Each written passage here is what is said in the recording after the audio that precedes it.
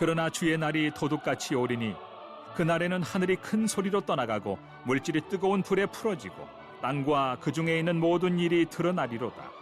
이 모든 것이 이렇게 풀어지리니 너희가 어떠한 사람이 되어야 마땅하냐? 거룩한 행실과 경건함으로 하나님의 날이 임하기를 바라보고 간절히 사모하라. 그날에 하늘이 불에 타서 풀어지고 물질이 뜨거운 불에 녹아지려니와 우리는 그의 약속대로 의가 있는 곳인 새 하늘과 새 땅을 바라보도다. 그러므로 사랑하는 자들아, 너희가 이것을 바라보나니 주 앞에서 점도 없고 흠도 없이 평강 가운데서 나타나기를 힘쓰라. 또 우리 주의 오래 참으심이 구원이 될 줄로 여기라. 우리가 사랑하는 형제 바울도 그 받은 지혜대로 너희에게 이같이 썼고 또 그 모든 피언제도 이런 일에 관하여 말하였으되 그 중에 알기 어려운 것이 들어있으니 무식한 자들과 굳세지 못한 자들이 다른 성경과 같이 그것도 억지로 풀다가 스스로 멸망에 이르느니라. 그러므로 사랑하는 자들아, 너희가 이것을 미리 알았은즉 무법한 자들의 미혹에 이끌려 너희가 굳센 데서 떨어질까 삼가라. 오직 우리 주 곧 구주 예수 그리스도의 은혜와 그를 아는 지식에서 자라가라. 영광이 이제와 영원한 날까지 그에게 있을지어다.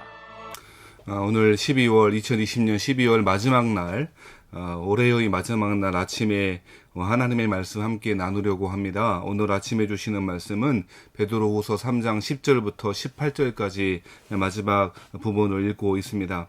우리 예수님께서는 그리스도인들이 하나님의 택함 받은 백성들이 하나님께 돌아오기를 애써 기다리시며 오래 참으신다고 말씀드렸습니다. 그것이 9절 말씀이었습니다. 그 오래 참으사라고 하는 말은 오랜 고통이라고 하는 뜻입니다.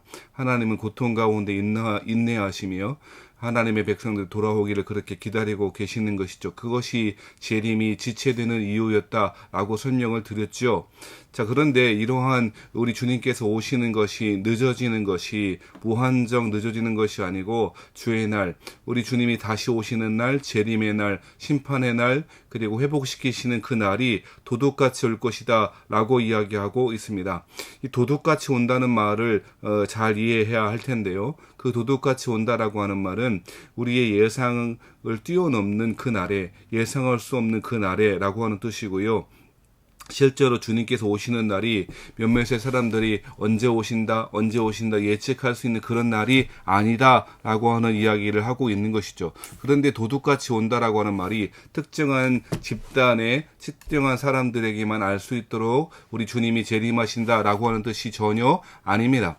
우리 주님은 실제로 사람들이 마지막 재림의 때에는 모든 사람들이 다 알아들을 수 있는 방식으로, 다 볼 수 있는 방식으로 모든 사람들이 알 수 있도록 그렇게 재림하신다고 성경에 이야기하지 않습니까? 그러므로 도둑같이 온다는 이야기는 주의 날이 도둑같이 온다라고 하는 그 말의 의미는 특정한 사람, 특정한 계층만 올 수 있다, 볼 수 있고 알 수 있다는 것이 전혀 아닙니다. 이 말은 예상할 수 없는 그 날에 마치 주님의 재림하심이 이루어지지 않을 것처럼 그렇게 생각하고 있고 그렇게 사람들은 주님의 재림하심을 기대하지 않았을 그 시간에 우리 주님께서 도둑같이 오실 것이다 라고 이야기하고 있는 것이죠. 자, 이 마지막 때에 사람들은 이 생각을 해야 된다는 것입니다. 어떤 생각이요? 지혜롭지 못한 어리석은 그 처녀들처럼 신랑이 오실 것을 준비하지 않고 자고 있었고 깊은 침체와 영적인 잠에 빠져 있지 말고 준비하며 기다리고 있어야 한다라고 말하고 있는 것이죠. 종말의 때에 살아가는 신자의 첫 번째 지혜가 무엇입니까? 주의 날이 도둑같이 온다라고 하는 사실을 기억해야 한다는 것입니다. 자, 이 주의 날이 올 때에 이 세상이 어떻게 될 것인가에 대해서 10절과 11절 말씀에 이야기하고 있는데요. 모든 피조 세계가 풀어질 것이다. 땅과 그 중에 있는 모든 일이 드러날 것이다 라고 이야기합니다. 풀어지다라고 하는 말이 10절에도 나와 있고요. 11절에도 나와 있고 12절에도 나와 있습니다. 풀어지다라고 하는 말의 뜻은 파괴되다라고 하는 뜻이에요. 그래서 사람들은 오늘 본문의 말씀을 근거로 해서 우리 주님께서 다시 오실 때에 이 피조세계 전체가 다 파괴될 것이고 완전히 새로운 창조가 이루어질 것이다 라고 생각하는 사람들이 있습니다. 하지만 이러한 생각에 이러한 본문을 가지고 그렇게만 결론 내리기에는 이해는 성경 전체와 비교해 볼 때 제한적인 이해라고 볼 수 있습니다.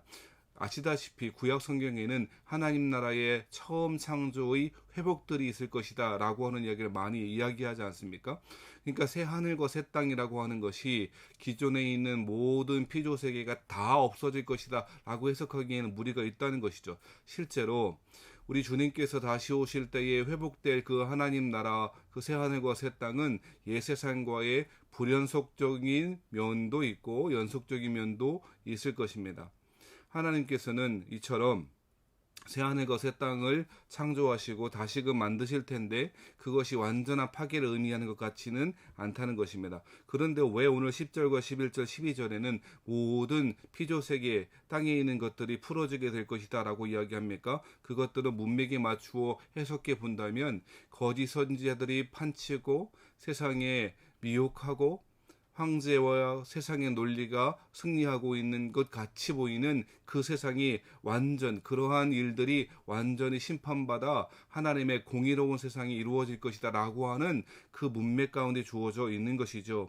그러므로 10절, 11절, 12절에 이 세상이 완전히 파괴될 것이다 라고 하는 말은 이 피조세계 전체가 그 흔적도 없이 사라지고 새로운 어떠한 재창조되어지고 새로운 창조가 이루어지는 것은 아닐 것입니다. 실제로 하나님은 창조의 처음에 지으셨던 창조가 인간의 타락으로 말미암아 그 창조의 계획이 어그러졌을지는 모르지만 하나님은 그 계획이 인간의 혹은 마귀의 불순종 때문에 그 처음에 가졌던 창조의 계획을 포기하시거나 취소하지 않으실 것입니다. 그러므로 새하늘과 새 땅 그것을 바라보는 것 그것은 완전한 파괴가 아니고 연속적인 면과 불연속적인 면이 반드시 있다라고 하는 것을 기억할 필요가 있겠죠. 정리해보면 마지막 때의 신자들이 살아갈 첫 번째 경계해야 되고 또 우리가 살펴봐야 될 것은 무엇입니까? 주의 날, 우리 주님께서 오시는 날이 도적같이 올 것이다. 예상할 수 없는 그때에 아무런 기대조차 할 수 없는 그때에 주님께서는 다시 오실 것이다 라고 하는 것을 기억해야 한다는 것입니다. 두 번째, 마지막 시대를 살아가는 성도들은 새 하늘과 새 땅을 바라보아야 할 것입니다. 13절 말씀에 보면 우리는 그의 약속대로 의가 있는 곳인 새 하늘과 새 땅을 바라보도다 라고 이야기합니다. 마지막 세대를 살아가는 마지막 시대를 살아가는 성도들은 그 새 하늘과 새 땅을 바라보고 살아가야 한다 라고 이야기합니다. 그 새 하늘과 새 땅은 의가 있는 것입니다. 하나님의 공의로움, 하나님의 정의로움, 하나님의 놀라운 사랑과 공의가 있는 곳이 새 하늘과 새 땅, 그 새 하늘과 새 땅을 바라보는 것이 필요하다고 이야기하고 있는 것이죠.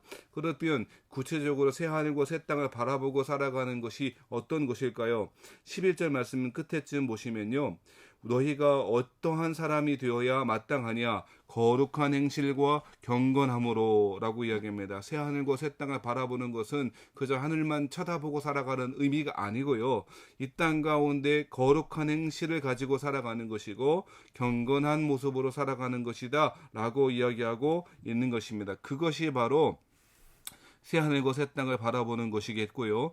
또 14절 말씀에 보면 그러므로 사랑하는 자들아 너희가 이것을 바라보나니 주 앞에서 점도 없고 흠도 없이 평강 가운데 나타나기를 힘쓰라 라고 이야기하고 있지요.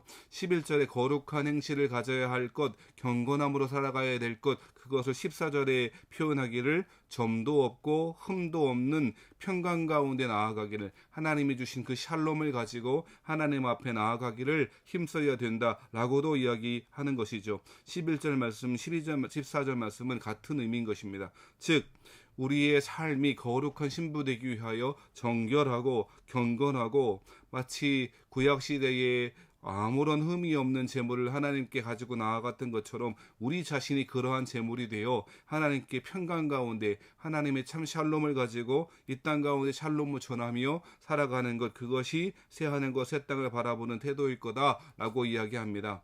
새하늘과 새 땅을 바라보는 것 그것은 종말론자 극단적인 종말론자들처럼 한 곳에 모여 아무것도 하지 않고 집 팔고 재산 팔아 다 그렇게 흰옷 입고 기다리기만 하면 되는 것이 아니고요.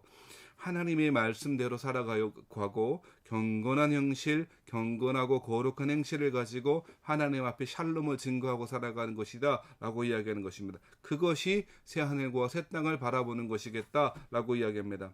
한 가지 더 이야기하는데요. 세 번째로는 마지막 시대에 우리가 어떻게 살아가야 할 것입니까? 그것은 지금 이 시대가 하나님의 우리를 구원하시는 은혜의 때다라고 하는 것을 기억해야 된다는 것입니다.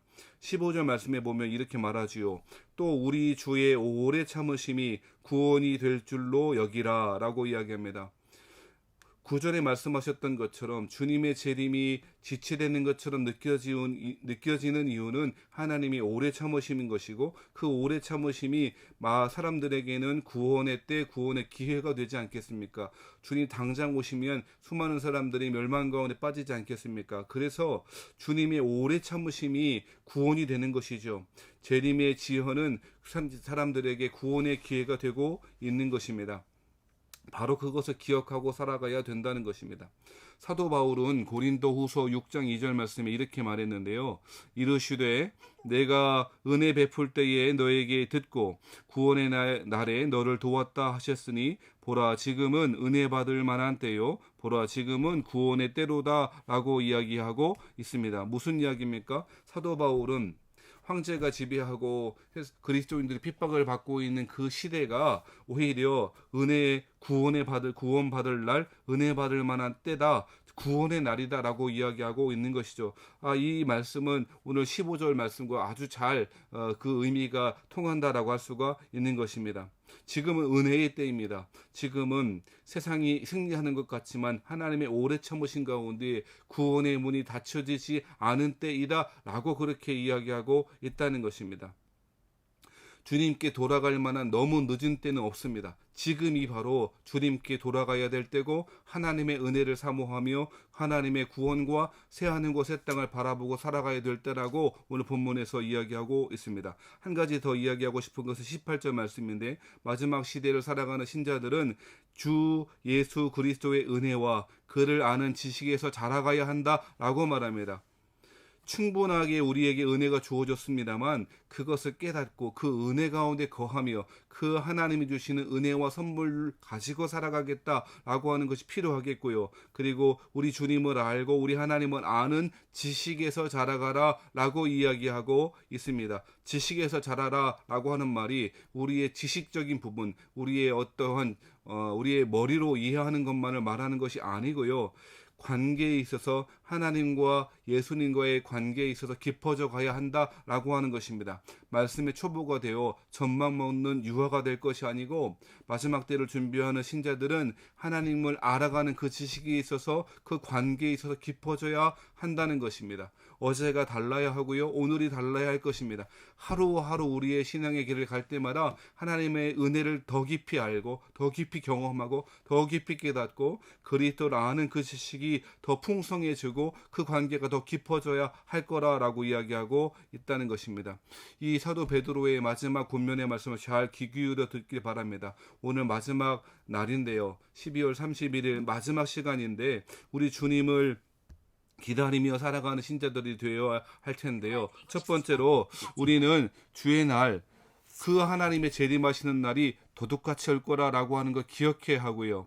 새 하늘과 새 땅을 바라보며 경건하고 거룩한 행실로 평강을 전하며 평강 가운데 살아가기를 힘쓰는 성도가 되길 바라고, 지금 이 시대는 은혜의 때다라고 하는 것, 너무 늦은 시간이 아니고 오히려 지금이야말로 은혜의 때, 구원의 때이다 라고 하는 것을 기억하며, 마지막으로 그리스도를 알고 그 은혜 가운데 그 구원의 지식이, 그 구원의 관계가, 하나님과의 관계가 더욱 깊어지기를 바랍니다.